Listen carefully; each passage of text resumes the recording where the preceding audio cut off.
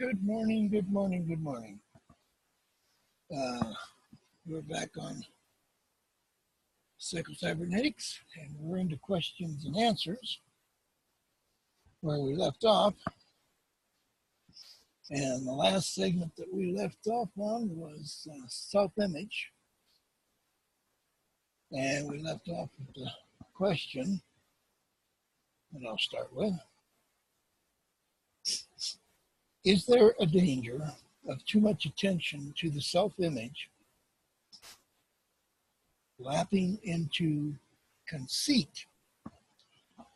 Where do you draw the line?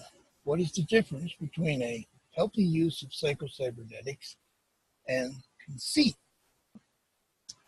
Okay, answer. In the first place, there is never any danger of paying too much attention to one's self-image, because it is an attempt to understand who you are and what you are doing. When you are doing something, you do it creatively without stepping on someone else's toes, without stepping on your own toes with negative feelings. The trouble is that not enough attention is paid to one's self-image.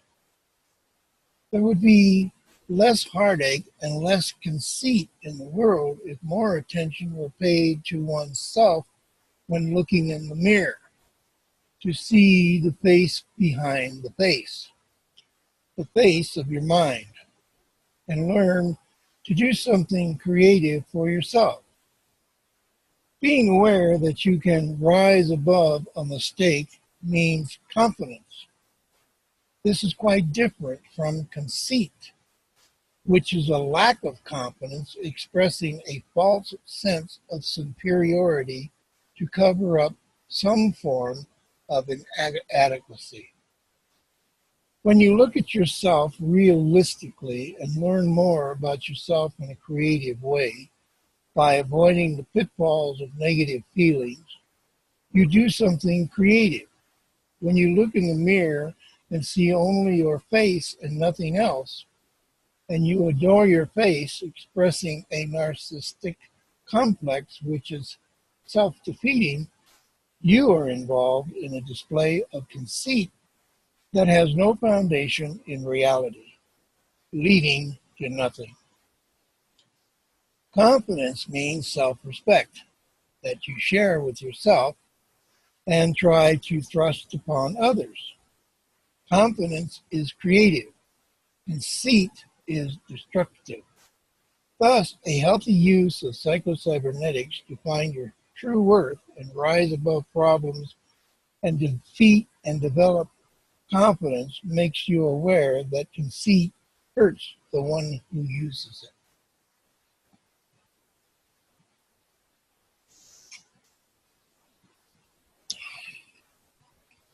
Question: if I have a proper and healthy self-image, do I have any limitations to capacity? Answer: if you have a self-image, that is, if you see yourself as you and not someone else, neither superior nor inferior, a person who is a combination of success and failures, if you accept yourself weaknesses and forget them today, since these weaknesses were from the past, if you concentrate on your assets, using your confidence every day, setting goals for yourself realistic in terms of training and capabilities, living in the now, then you have a proper, realistic self-image that will guide you to your goal. Then you have a self-image you can live with, and you can forge ahead toward your goal, utilizing your self-mechanism to achieve fulfillment. You limit yourself only in what you can do creatively within your training and capabilities. This means that your limitations are, in a sense, limitless. since you are using the best that is in you to achieve success. Having limitations doesn't mean you are limited in your capabilities. If you stick to what you do rather than fret about what other people want you to do, then your goals are limitless. One goal after another, not two goals at one time. When you reach one goal, you start on another. This enlarges your capacity to the fullest. Good morning, Reverend Dave. Good morning, my big brother. And how's your beautiful day today? So far, so good. It's been... Me too. I got a good night's sleep. That's good. I was praying that you'd feel better. Yeah, I do. I do.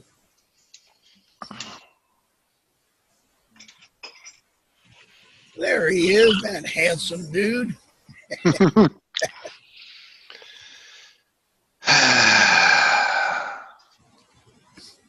Well, I'm gonna continue reading, only that because I think we might reach the end by this today.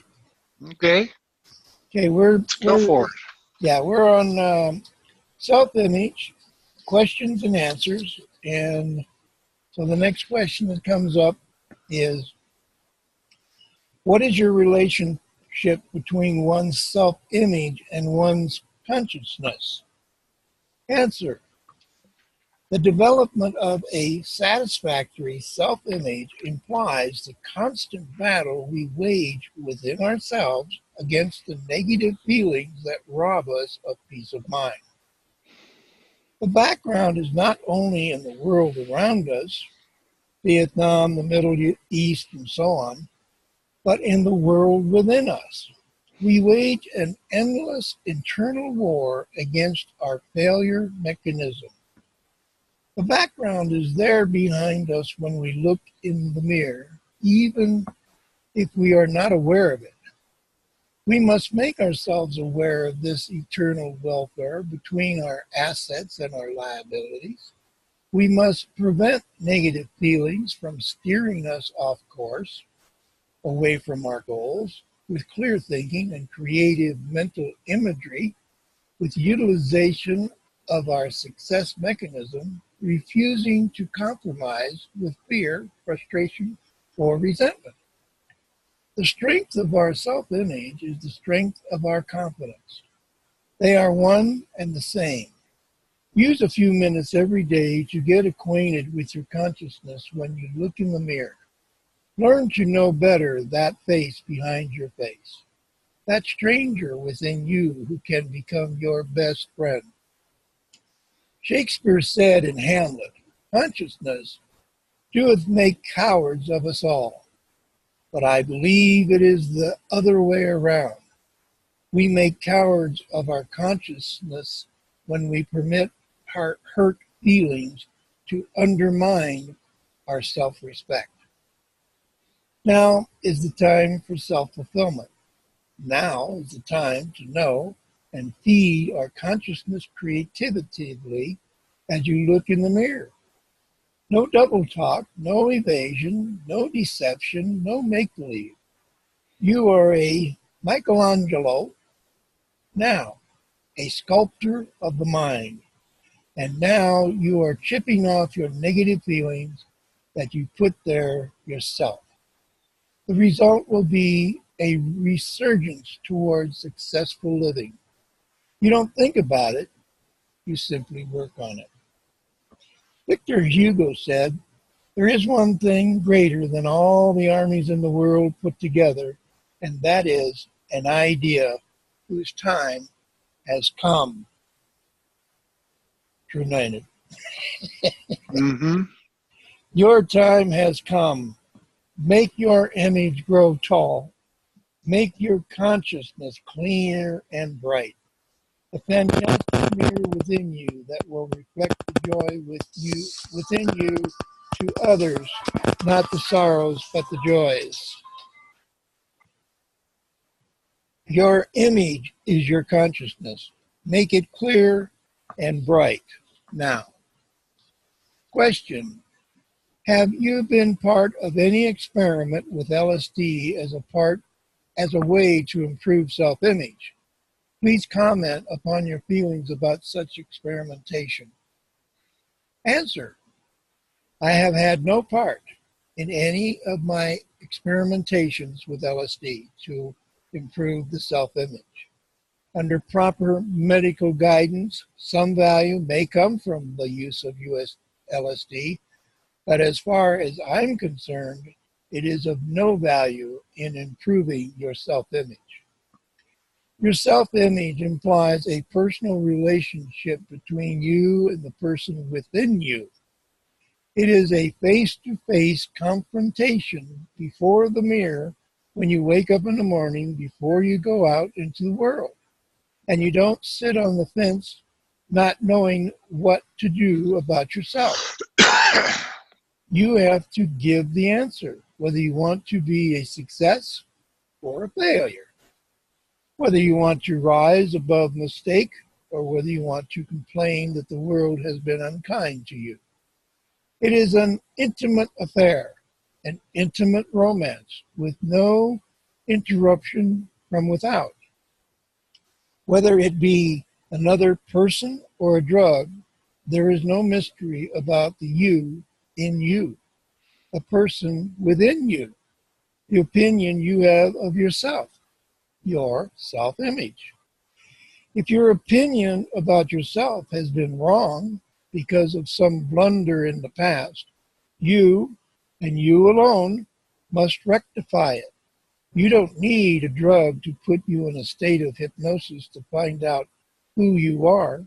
You don't need a hypnotist to find out who you are.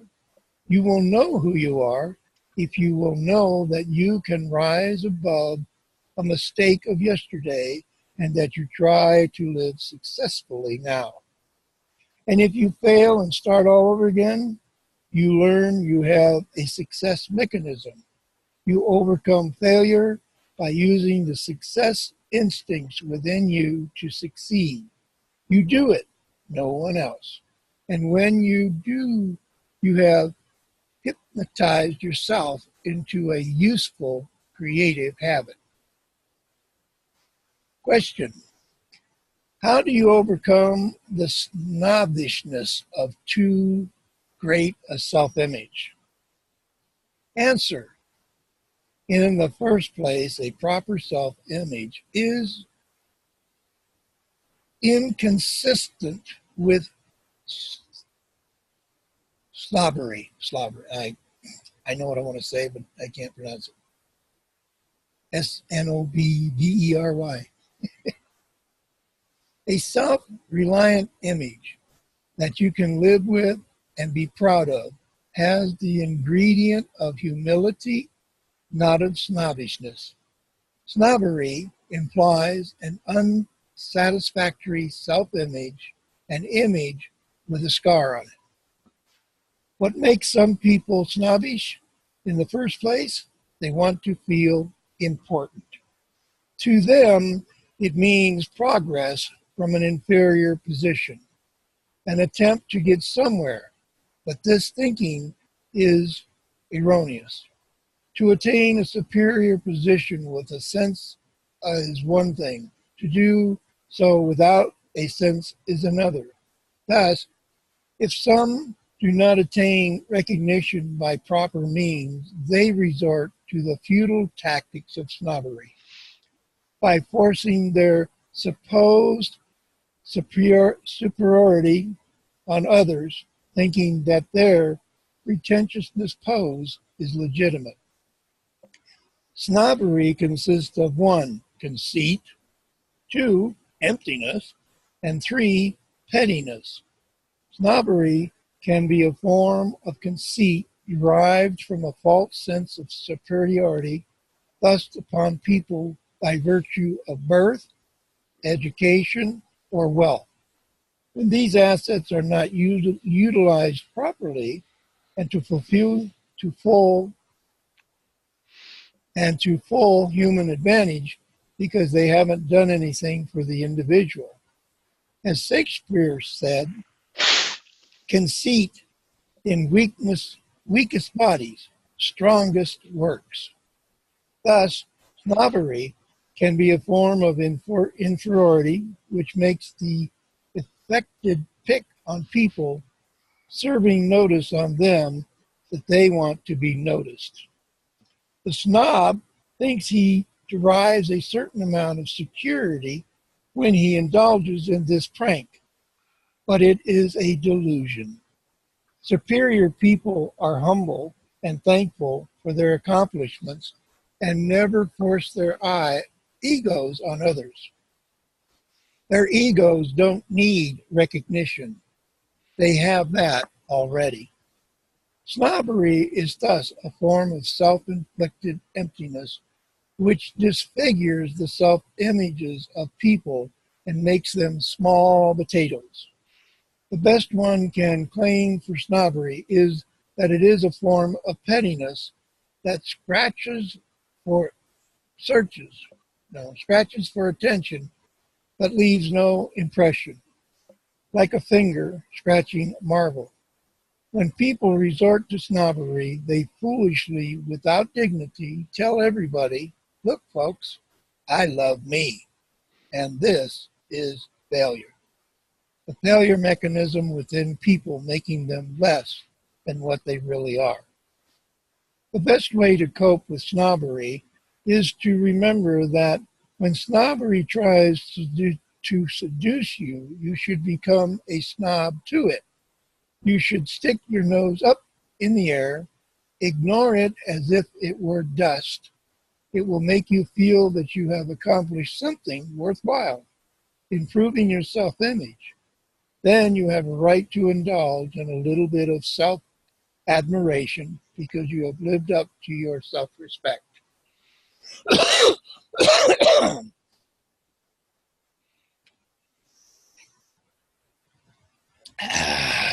Bingo. Question. Question. I have an associate who, I'm sure, has the capacity to do much better in his work than he has been doing. What can I do to help this man reach his potential? Answer. The value of creative psychocybernetics and self-image psychology is that not only do you improve your self-image, but when you do, you pass on your knowledge to others. This is the beginning of friendship. First, you are a friend to yourself. Then you give part of your courage, your confidence, and your understanding, your self-respect to others. It is in a way another form of group therapy in which the personal rewards for doing something for someone else are beyond computation. We are islands within ourselves, but we also belong on the mainland to our people, our community, and our country, and our world. We have a moral commitment to others, and we must respond to this commitment. How do you respond? By getting into conversation with this associate, telling him what a rewarding experience psychocybernetics has been to you. Have him read the book. Discuss segments of it, pro and con, just as you would discuss a football or a baseball game. There are no winners or losers, and losers in sports forget about yesterday and try to win today. Let him know that he is more than a mistake maker, but also a mistake breaker. That's what creative living is all about. It becomes a great adventure for both of you. To do this with your wife or with a child, perhaps, the art of, constructive conversation has been sadly neglected at your home, with each other, with friends. Start the ball rolling now, and you will suddenly find that you are more than you thought you were, that you are somebody, a creator, a plastic surgeon removing inner scars from people. Question. Does one's self-image hinge upon at least a hint, in parentheses and probably more, of conceit? This is normally recognized as a character flaw. What do you think? In building your self-confidence, is there a danger of overconfidence? Answer: conceit is a character flaw, and if people who resort to it would realize that it expresses some form of inferiority, they would learn to rise above it. All of us can. It is absolutely false that one's self-image hinges upon conceit. Learning to believe in yourself when you rise above a blunder in no way means that you become conceited. It means that you have found the better side of yourself. What do you really find when you improve your self-image? Conceit or self-respect? You find your self-respect, and when you do that, you never become conceited simply because self-respect means confidence. And when you have true confidence, you share it with others. This means you have humility, and humility is the reverse of conceit. When you are conceited, you put a scar on your self-image. You remove that scar with confidence, which implies humility. Conceit is a character flaw. Confidence is a character asset. Develop your confidence and forget the fear of overconfidence. With all your confidence, you can never be perfect. You are bound to fall in some undertaking now and then, and this will prevent you from being overconfident. It will also stir you into rebuild your confidence for the new task and the new goals ahead. Question: why is there such a tendency for people to continue throughout life with the same self-image without making appreciable change, even though that image is quite inadequate? Answer: too many people don't realize that they can change their self-image. If you believe you're a failure, you'll prove to the world you're a failure.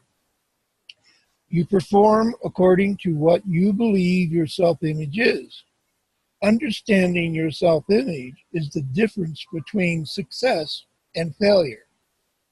One reason it has been difficult for people to change their personalities and habits is that they have directed their efforts at change to the circumstances rather than to the image itself.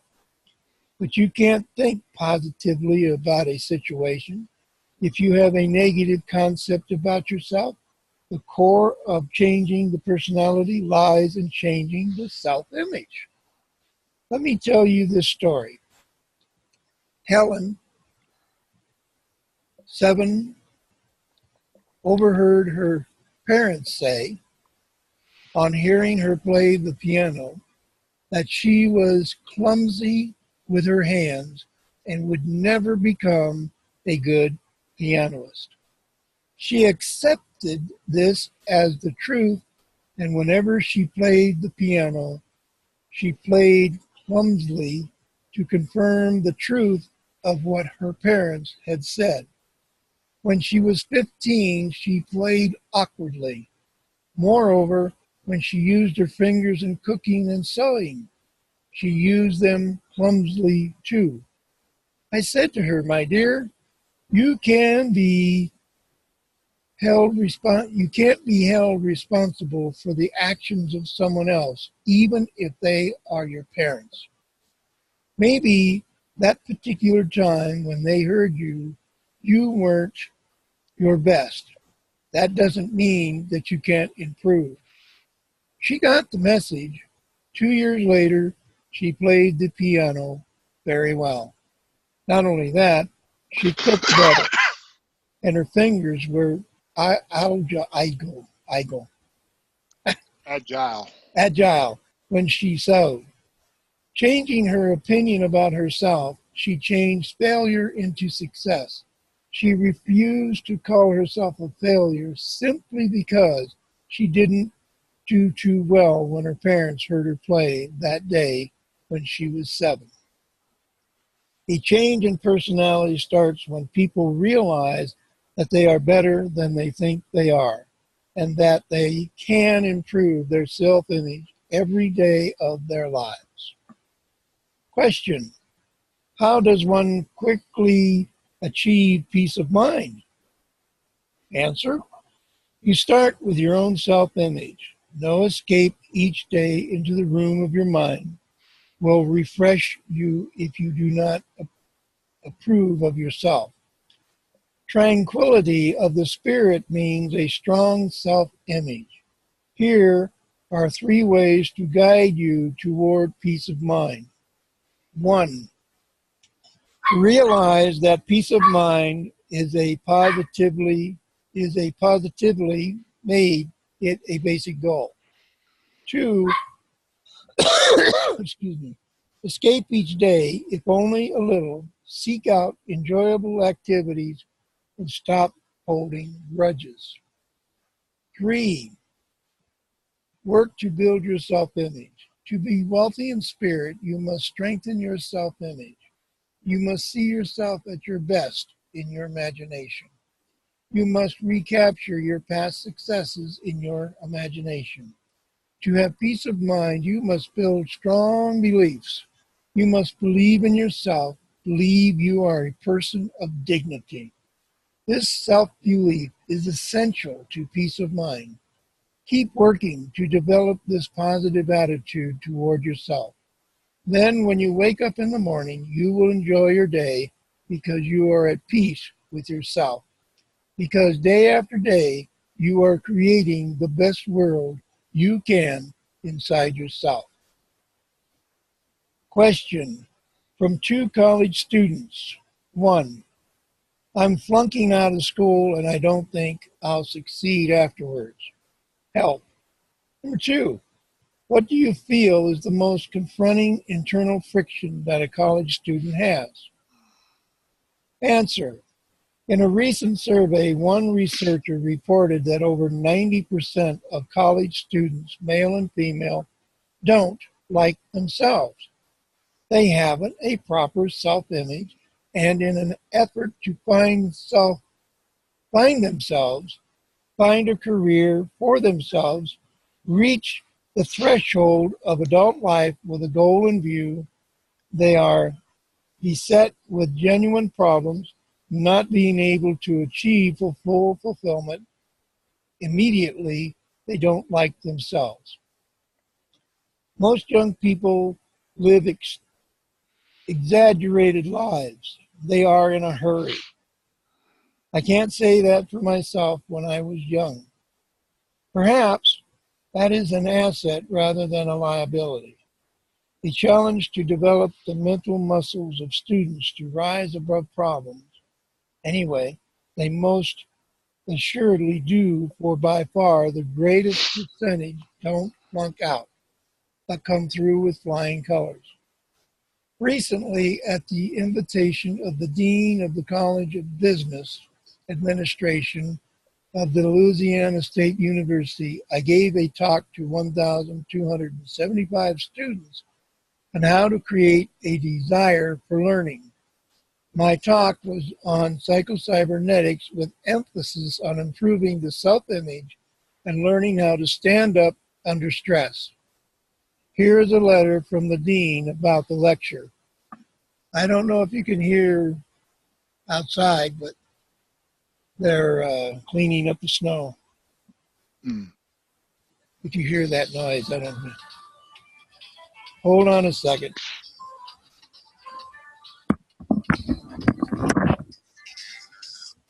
Hey.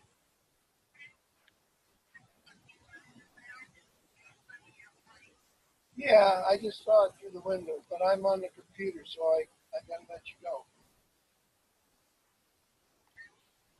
Yeah, I'm on a conference. All right, let me see it. I'm back. Okay. Now, where did I? Oh, okay. Here's a letter from the dean about the lecture. Dear Mr. Maltz, may I express to you my sincere appreciation of the outstanding lecture which you presented to the students to our Introduction to Business course on Wednesday, January 11th, 1967. The university is indebted to you for the excellent contribution which you made to the educational experience of these students. The attention and the applause when you received from the students in the live class session were unmistakable evidence of the interest and value which your lecture had for these students. However, I want you to know that the reports from the other 6 classrooms in which your lecture was received by closed circuit television were unanimously in their praise. In fact, one instructor in one of the TV classrooms reported that the students became so engrossed in your story about your trip from the 17th floor of your apartment building in Kentucky International Airport to catch a plane to California during the New York electrical blackout that they applauded you when you reported that you reached the airport just in time to catch your plane. I am confident that your message will prove personally valuable to many of the individual students in their class. The student who heard your lectures should currently now have a better understanding of the importance of discovering for themselves his own strengths and limitations and learning how to control his own movement toward his own specific goals.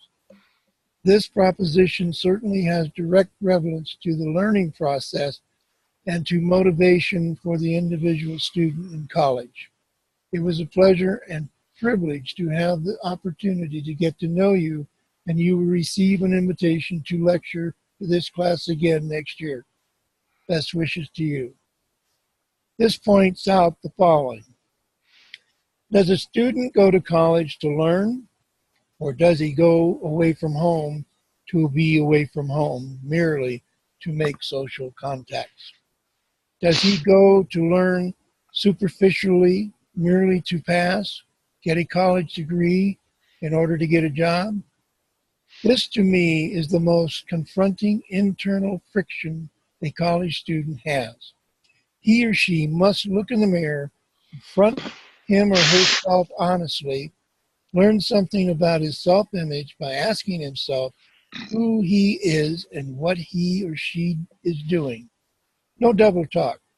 He and he alone or she alone must answer the questions. And when he realizes that success consists in trying to be successful and that it is written within him to succeed and go about it in a hurry, he will stand up to the tensions within him.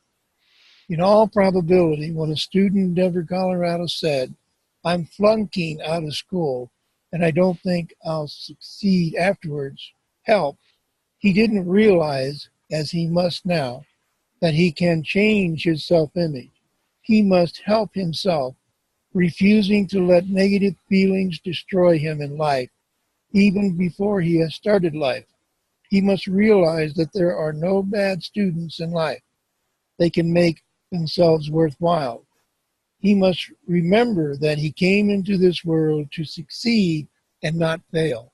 He must remember that he is within him the desire to live and be happy and to do something about it in a hurry. Clark Kerr, formerly president of the University of California, has in doing within him desire to live. Clark Curry, formerly president of the University of California, has this to say: exaggeration is one that fits the new generation. It has exaggerated itself. It has been exaggerated by the news media. It has been exaggerated and also used for their own purposes by the left and the right. And as a result, seldom in history have so many people feared so much for so little reason from so few. So what? So what if they are exaggerated in their lives? They can do something constructive about it now. The great majority will do well when they realize that they and they alone make the decision about themselves, that they can't be a friend and a success with others until they are a friend and a success with themselves. I speak to students. I'm on the visiting faculty of Purdue University. I talk in other universities all over the country. I have faith in students because hidden by the exaggeration without is the faith and respect they have for themselves within. The majority will do well. Next one, sex. That should be interesting. I need a drink. Question. Have we false conceptions about sex? Answer. Often, yes. As a plastic surgeon, I have operated on many celebrities, including herald sex symbols.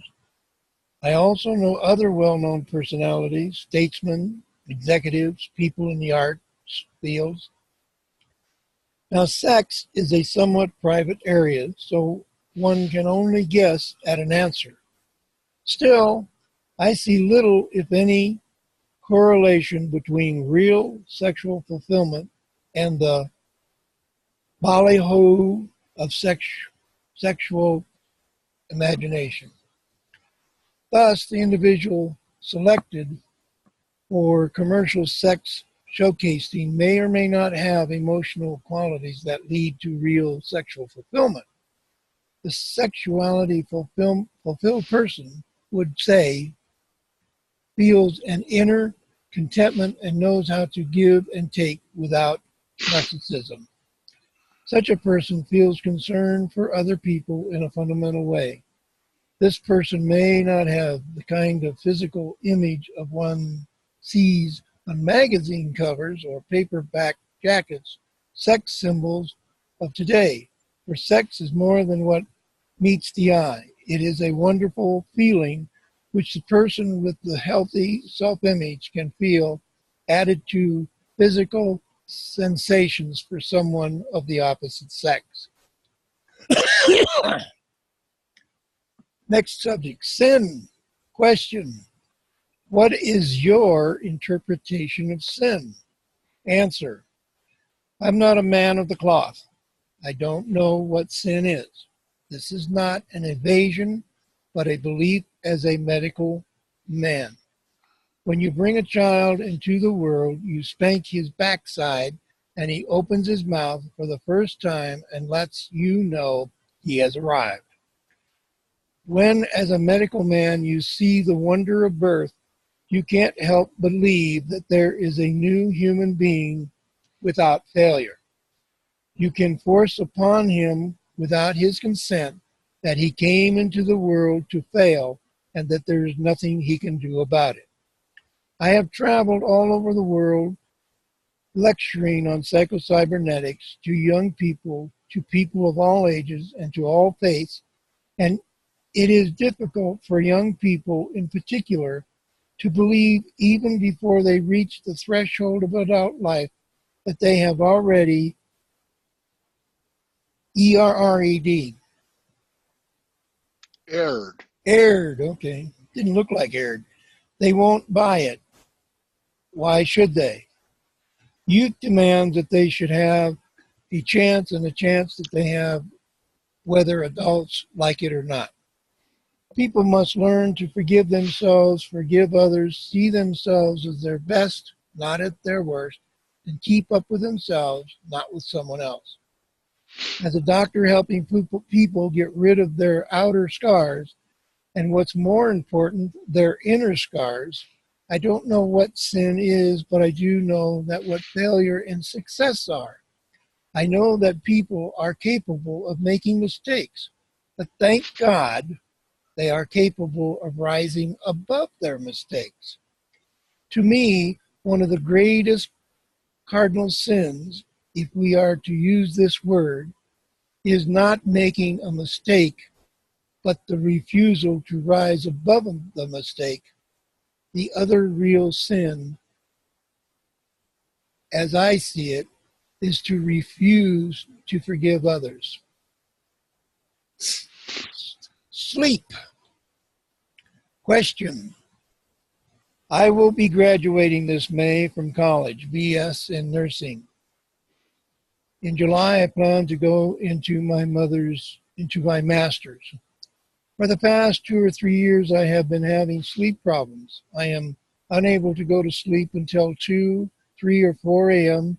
I don't have to be upset, just can't relax or turn off my brain, but it is a desperate feeling and I will be unable to do well in school if I don't get help. I worry about school much too much anyway. Answer. The first principle for sleep is to establish a routine, a cycle, and live by that cycle. This means you have to get to bed at the same hour every night. That's the least you can do for yourself, and it is by far one of the most effective methods, far better than mechanical gadgets that constantly repeat a monotonous sound or imitate the sound of monotonous sound or imitate the sound of the surf or other sleep provokers such as counting sheep that keep many people awake or sparing pleasant odors in your bedroom. The best of these artificial methods is a lukewarm bath before bedtime. The best advice is to learn the art of relaxation. Control your worry and rise above it. It takes courage to brush aside for the moment the mental or economic burdens of the day so that you can sleep and be fresh to tackle them the next day. And to relax your mind and spirit at night when you turn off the light and go to bed should not be as difficult as we make it. You spend 1/3 of your life, 8 hours every day, sleeping, and by very nature of it, by the very repetition of and habit of it, you should become proficient in the art. Make it a business to sleep better, just as you make it as a business to do a better job every day. When you meet people, do a good job too. When you meet yourself in bed at night, remember, you deserve it. You are entitled to it, regardless of your problem. Sure, people who are sick may need pills during their illness, but those who are well should avoid pills as much as they can.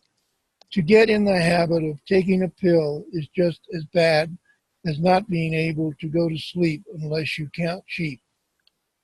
Sleep is a good habit, a natural habit, to preserve the body economy. Keep it as a good habit for your own well-being.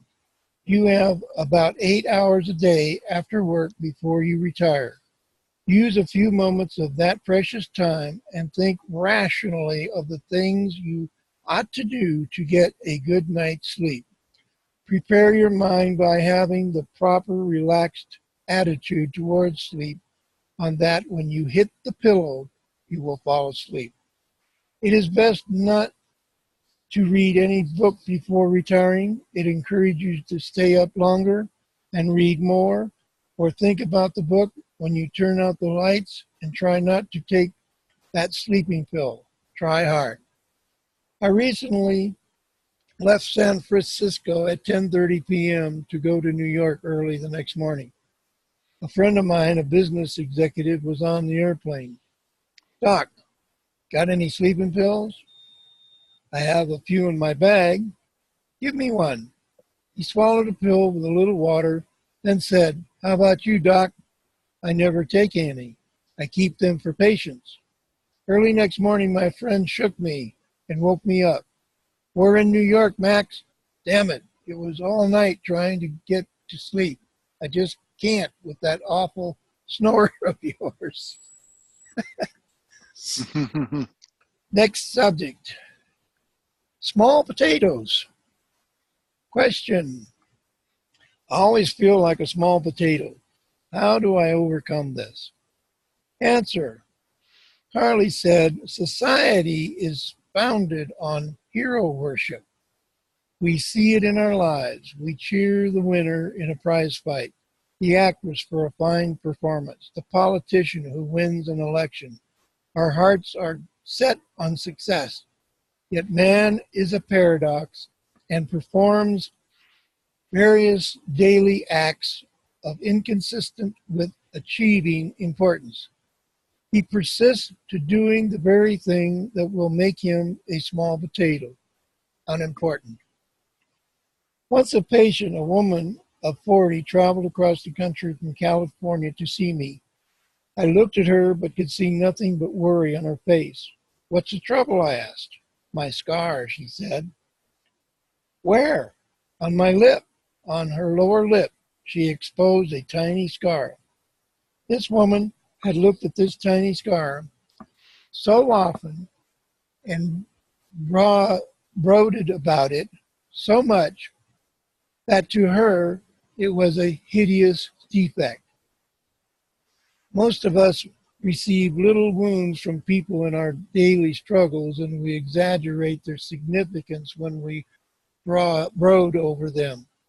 They become so great to us through unimportant that they make us unimportant. We are so concerned with being small potatoes that I thought it would be of value to jot down what to do to become a small potato. How do you become a small potato? Cuddle your regrets. Long for the past. Complain every time things go wrong. Be petty about your neighborhood's good fortune.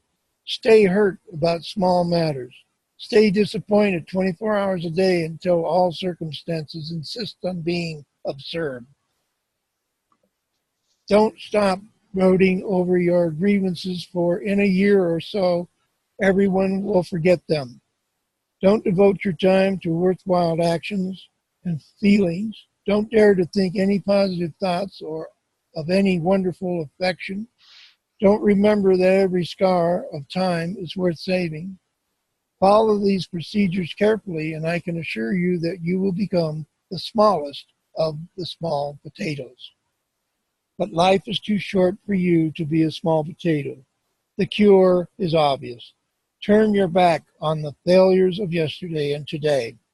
Live creatively today with a goal for each day.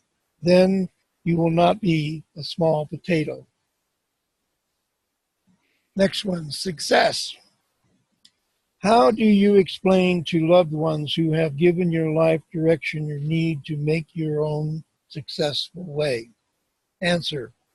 Your respect, their wisdom is guiding you properly.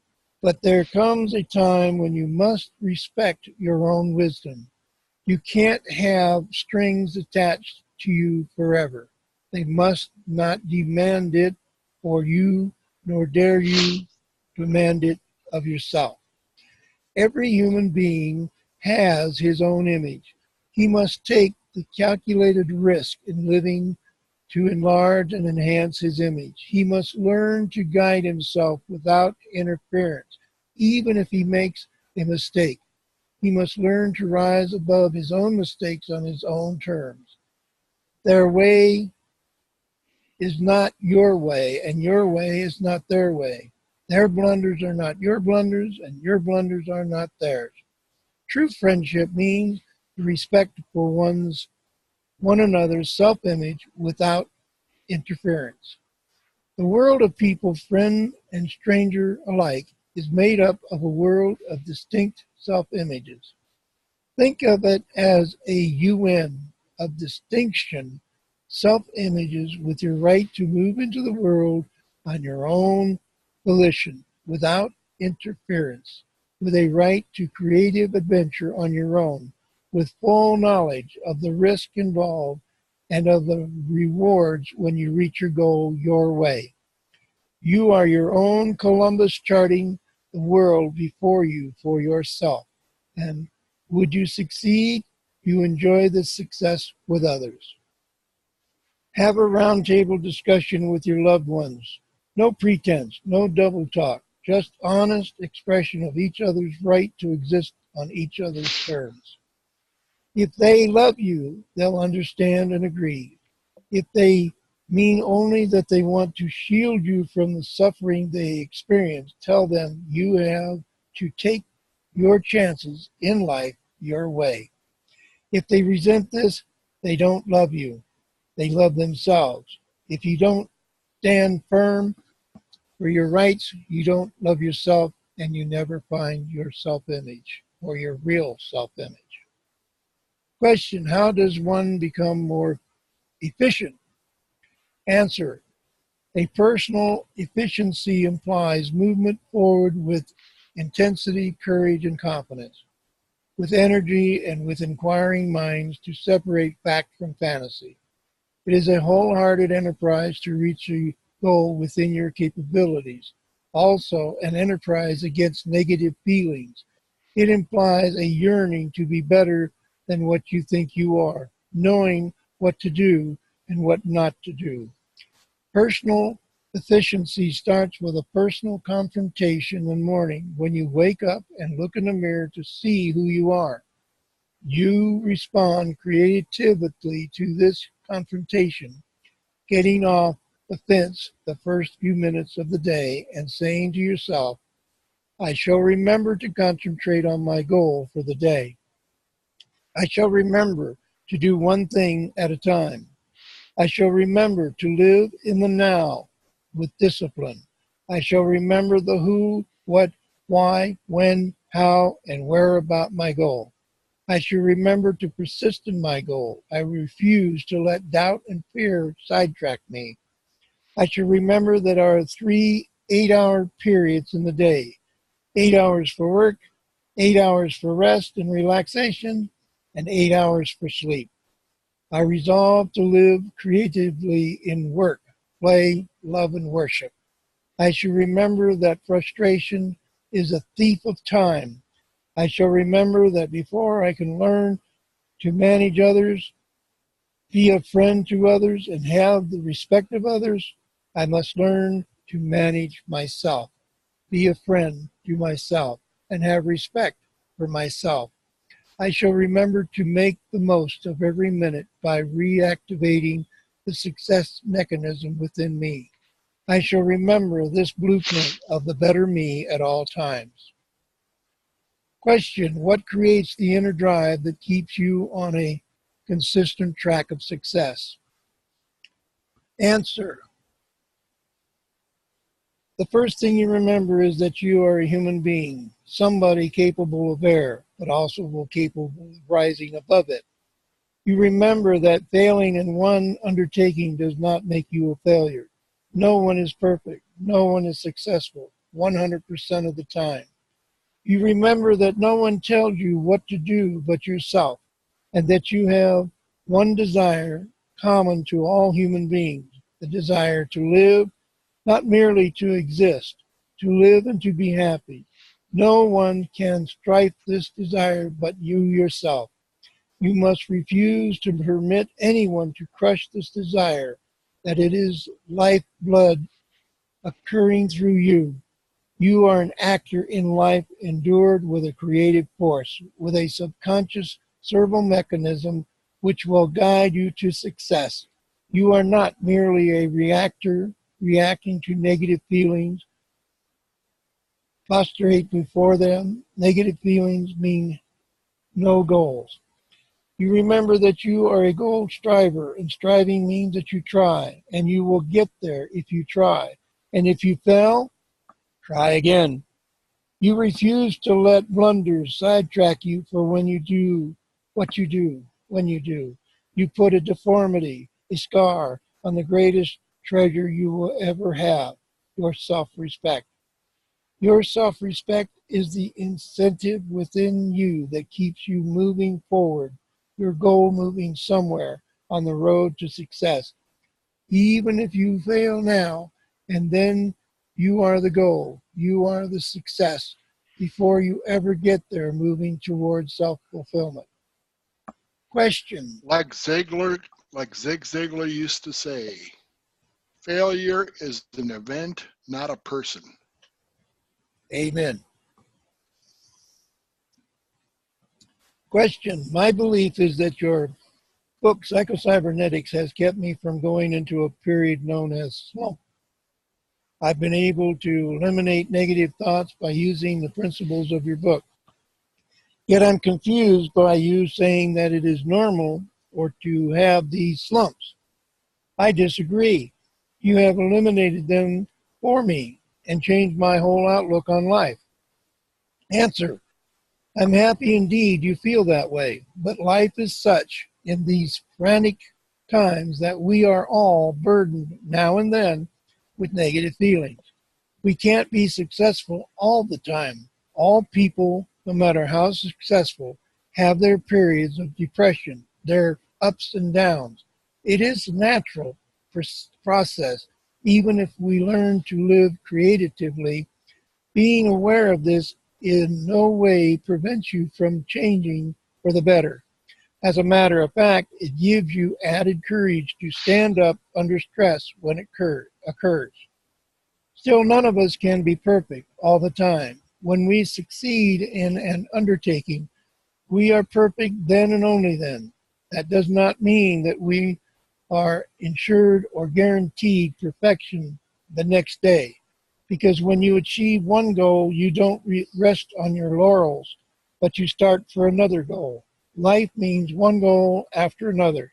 And if we don't reach all of them, we needn't despair. The best batter in the baseball never hits home runs all the time. If I have helped you eliminate slumps for good, fine, but remember, don't be disappointed if now and then you are overcome with one. Being aware of it and knowing that it is a temporary, that you can rise above it, is the beginning of creative living and the beginning of success and the beginning of changing your outlook on life for the better. Question. We should be close to the end here. I hope I can make it. Mm-hmm. Question. How would you describe man's servo mechanism? Answer. Each of us has a success mechanism within us that works subconsciously to help us reach our goal of success and happiness. As an example, if I want to pick up a pen on a table, I do it without effort. But once at the age of 1 or 2, when I wanted to pick up the pen, I zigzagged to it with many unnecessary motions. I didn't know the easy way to do it. Then, watching others, I learned how and have done it successfully ever since. I forgot the wrong way of doing it and remembering only the successful way. This success pattern is registered in the tiny electronic computer in your midbrain, a tape recorder that holds all your past experiences, good and bad. When I went to pick up the pen, the desire to pick it up, the goal, starts in the forebrain behind the forehead, and this is the seat of our desires and hopes, our sense of fulfillment and achievement, and our goal center. Calling upon that tiny electronic computer in my midbrain, I tap the successful way of doing it, forgetting the wrong way. I don't know all of the muscles involved in picking up the pen. I do it subconsciously. By calling upon the servo mechanism within me, the success mechanism, to repeat this performance is done subconsciously, not by will, not by forebrain, not by center of goals, not by the performance of the goal. In the same way, we can pick up success, remembering that when we reach the success, we must not step on others.